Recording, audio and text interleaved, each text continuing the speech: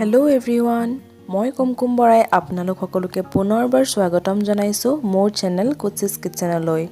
আজি মই আপোনালোকৰ বাবে লৈ আহিছো মোৰ মায়ে বনোৱা কঁঠালৰ মুচিৰ তৰকাৰী। আহকচোন চাও কেনেদৰে বনালে। প্ৰথমতে কেৰাহী এখনত মিঠাতেল গৰম হ'বলৈ দিছে আৰু এতিয়া আমাক কি লাগিব চাওচোন আহক। ইয়াত লৈছে এটা পিয়াজ কাটি লোৱা, আদা নহৰুৰ পেষ্ট 2 চামুচ, লং, ইলাচি, দালচেনি, ৰঙা জলকীয়াৰ গুড়ি, ধনিয়া গুড়ি, গৰম মছলাৰ গুড়ি, জিৰা গুড়ি আৰু জলকীয়া আপোনালোকৰ প্ৰয়োজন অনুসাৰে ল'ব। তেল গৰম হোৱাত ইয়াত গোটা জিৰা কেইটামান দিলে। এতিয়া ইয়াত কাটি থোৱা পিয়াজখিনি দিছে, জলকীয়া কেইটা দিছে। অকমান দেৰি ভজাৰ পিছত লং, ইলাচি, দালচেনি আৰু আদা নহৰুৰ পেষ্ট দি দিছে।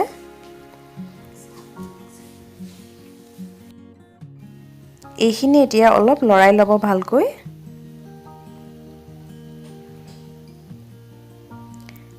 ইয়াত এতিয়া জিৰা গুড়ি, ধনিয়া গুড়ি, জিৰা গুড়ি 2 চামুচ দিছে আৰু ৰঙা জলকীয়াৰ গুড়ি দিছে 1 চামুচ। আপোনালোকৰ প্ৰয়োজন অনুসাৰে ল'ব ৰঙা জলকীয়াৰ গুড়িটো। আৰু এইখিনি খুব ধুনীয়াকৈ ভাজি ল'ব এতিয়া।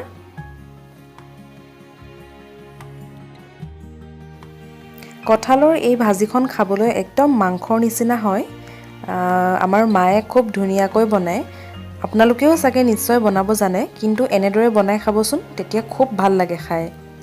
মছলাটো অলপ বেছিকৈ দিলে মাংস নিচিনা লাগে খাবলৈ।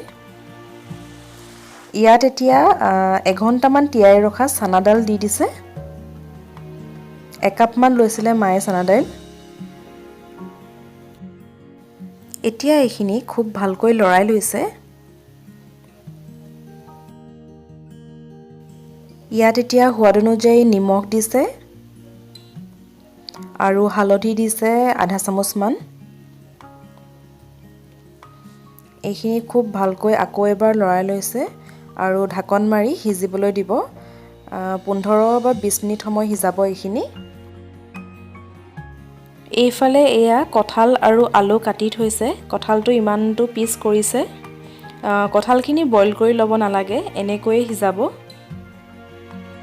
বইল কৰি পানীটো পেলাই দিলে কঁঠালৰ সোৱাদটো বৰ এটা ভাল নালাগে। এতিয়া এইখিনি অকণমান দেৰি দাইলখিনি ভজাৰ পিছত কঁঠালখিনি ইয়াত দি দিছে আৰু এইখিনি এতিয়া ভালদৰে মিলাই ল'ব গোটেইখিনি। আৰু এইখিনি এতিয়া ঢাকন মাৰি সিজিবলৈ দিব অলপ সময়ৰ কাৰণে। 10 মিনিটমানৰ পাছত ইয়াত অকণমান পানী দিলে আৰু এতিয়া সয়া চচ 1 চামুচমান দি দিছে।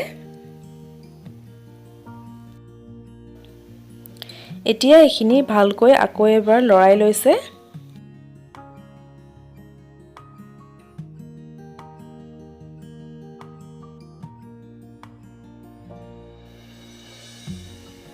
ইয়াত এতিয়া জায়ফলৰ অকণমান টুকুৰা এটা দি দিছে। এইটো একেবাৰে অপচনেল হয়, আপোনালোকে নিদিলেও কোনো কথা নাই। এইখিনি এতিয়া ভালকৈ মিলাই পানী দি সিজিবলৈ দিব।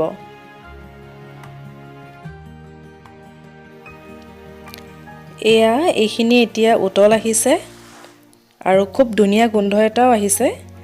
এইখিনি এতিয়া আকৌ এবাৰ লৰাই দিছে যাতে গোটেইখিনি ভালদৰে সিজে আৰু অকণমান সময় সিজাব লাগিব এইখিনি। প্ৰায় 15 মিনিটমান সিজাৰ পাছত এইখিনি আকৌ চাই লৈছে সিজিলে নে নাই। কঁঠাল এটুকুৰা লৈ এনেকৈ চাই লৈছোঁ। এয়া চাওক কি ধুনীয়াকৈ ভাঙি গৈছে। এইখিনি সিজিলে নমাব পৰা হৈ গৈছে।